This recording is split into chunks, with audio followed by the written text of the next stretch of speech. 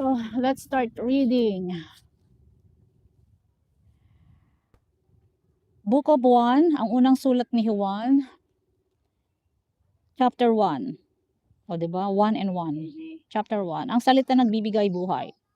Sumusulat kami sa inyo tungkol sa kanya na sa simula pa siya na ang salita nagbibigay buhay. Siya ay aming narinig at nakita, masdan at nahawakan. Nahayag ang buhay na ito, nakita namin siya at pinapatotohanan namin at ipinapangaral sa inyo ang buhay na walang hanggan na kasama ng Ama.